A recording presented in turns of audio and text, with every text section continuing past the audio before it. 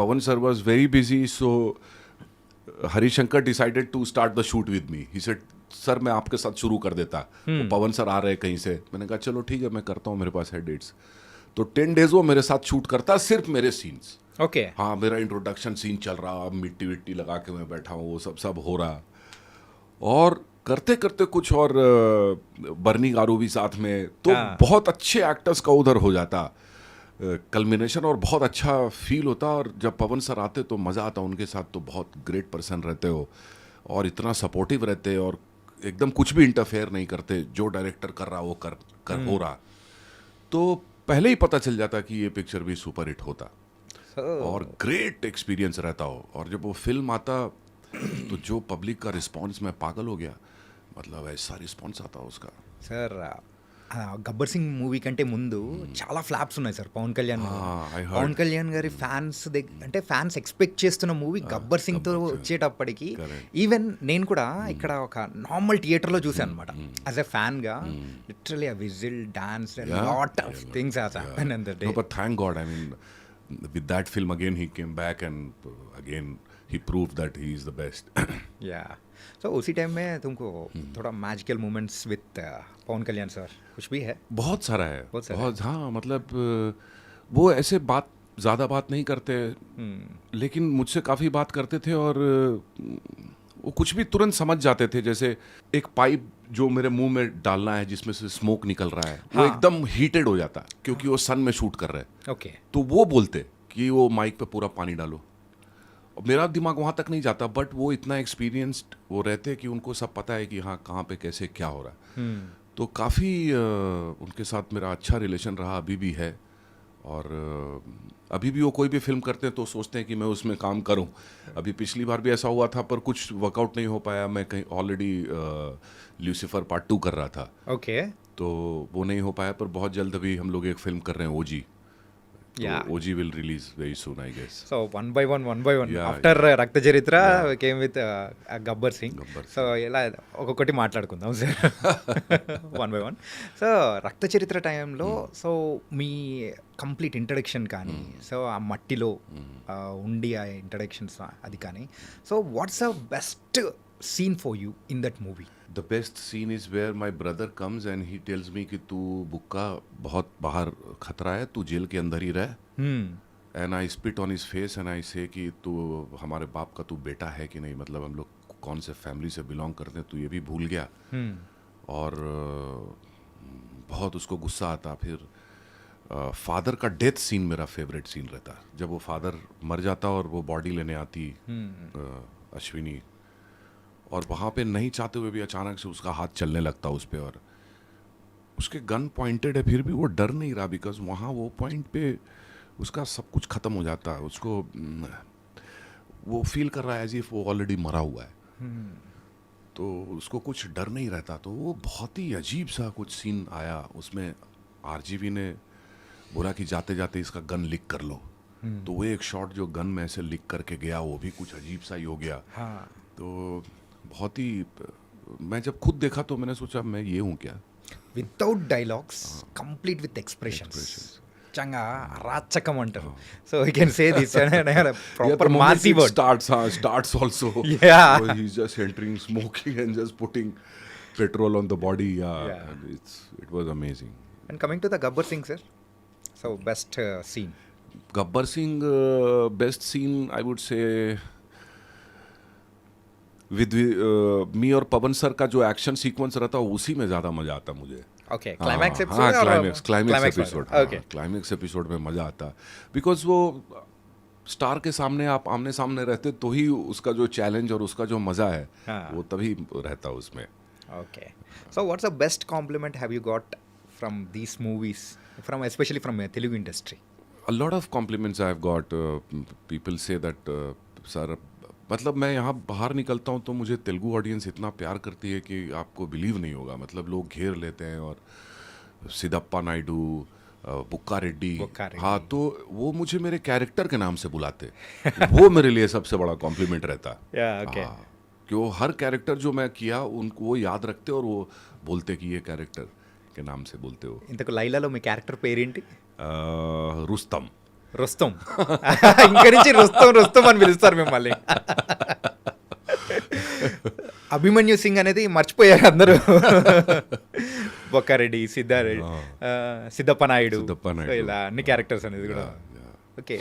And ఇంకా ఇలా చెప్పుకుంటూ వెళ్తే రామ్లీలా హిందీ మూవీ, సో అది కూడా చాలా పెద్ద హిట్. అందులో మీది కూడా one of the big character. So it was an turning point character. So how it went sir? Very good.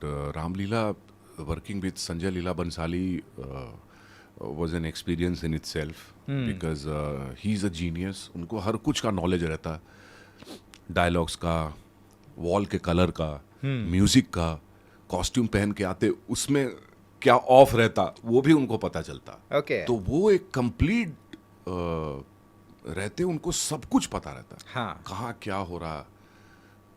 कोई एक्टर ने सेकंड टेक में 1 सेकंड का भी ज्यादा पॉज लेता तो वो बोलते कि इस बार तुमने ज्यादा लंबा पॉज क्यों लिया. तो आप एज एन एक्टर शॉक्ड रह जाते कि मैं जो परफॉर्म कर रहा हूँ मेरे परफॉर्मेंस के अंदर ही आदमी काउंट कर रहा सेकंड्स. ओके. तो ये प्रिसीजन वो आदमी का रहता. फर्स्ट डे जब मैं जाता उधर तो मुझे कोई बोलता, उनका असिस्टेंट आके कि अरे सर आपको डायलॉग याद होता क्या. मैंने कहा क्या हुआ, अभी तो डायलॉग मिला मुझे. क्यों ऐसे कर रहे हो भाई. आज बंसाली सर का मूड बहुत ऑफ रहता, वो मेरे को बोलता. ओके. तो मैं उसको बहुत बुरा झाड़ता. मैंने कहा just get lost and never show me your face again. Bhansali sir का मूड ऑफ रहता है, ये तू मेरे को काय को आके बता रहा. What's the point? हाँ, व्हाट्स द पॉइंट. मतलब मेरे को तू नर्वस करना चाहता, क्या करना. खैर तो मैं उधर जाता, बंसाली सर कहते कि अपन रिहर्सल कर लेते. मैंने कहा सर सीधा टेक करते. और वो रॉ स्टॉक पे शूट कर रहे थे तभी रामलीला. तो शुरू होता है, 1-2 टेक होते, रीटेक होते. वो बोलते कि मैंने आपको बोला पहले रिहर्सल कर लो. Sir give me 2 minutes. उसके बाद मैं शुरू होता फटाफट 1 टेक में, और वो बहुत खुश हो जाते. अभी भी कोई उनसे मिलता है तो वो रामलीला की बात निकलती है तो मेरे कैरेक्टर के बारे में वो ज़रूर बात करते. तो संजय लीला बंसाली एक ऐसे डायरेक्टर हैं कि अगर आपने अच्छा काम करके उनको नहीं दिया तो आपकी ऐसी की तैसी है, और अगर आपने अच्छा काम करके दे दिया तो लाइफ लॉन्ग वो आपके फैन हो जाते हैं. Sir nice. एंड काकी मूवी. अच्छा, खाकी मूवी, या Tamil my God, yeah, so yeah. South Indian with Dhiran. Karthi garu. हाँ, Dhiran, based on a true story. So యూజువల్గా మిమ్మల్ని ఆ క్యారెక్టర్లో మేము చూసేటప్పటికి literally okay this was 100% sure shot, villainism is there, heroism is there. Okay. So ఎప్పుడైనా movies చూడాలి అని అనుకున్నప్పుడు the few calculated point will be there for the audience. So మీరుండేటప్పటికి okay something there like this. So ఆ characterisation కానీ ఎలా చేశారు, and అక్కడ ఉన్న వాళ్ళ అంటే వాళ్ళ యాక్సెంట్ కానీ, how do you catch it sir? So I would say this is my bread and butter. तो करना ही पड़ता. पर वो भी खाकी मूवी का जो किरदार रहता उमा, वो रियल ओमा. हाँ, उमा वो रियल लाइफ से इंस्पायर्ड रहता. और धीरन करके जो कॉप रहता जो कार्ती ने प्ले किया, वो लास्ट में जाके उसको जस्ट रिटायर होने के पहले पकड़ता. यही स्टोरी रहता उसका. Yes yes.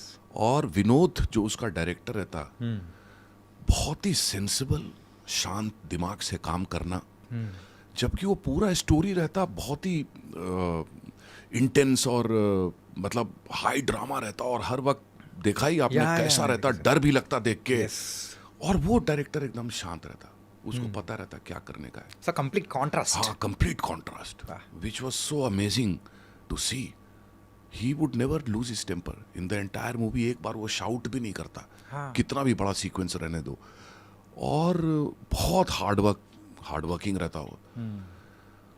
तो जिस तरह से वो मेरे को ड्रेस देता, जिस तरह का मेकअप करता, पूरा ब्लैक करता, दांत पे वो सब लगाता, और जब मैं अपना फेस देखता तो मेरे को मैं नहीं दिखता, ओमा दिखता.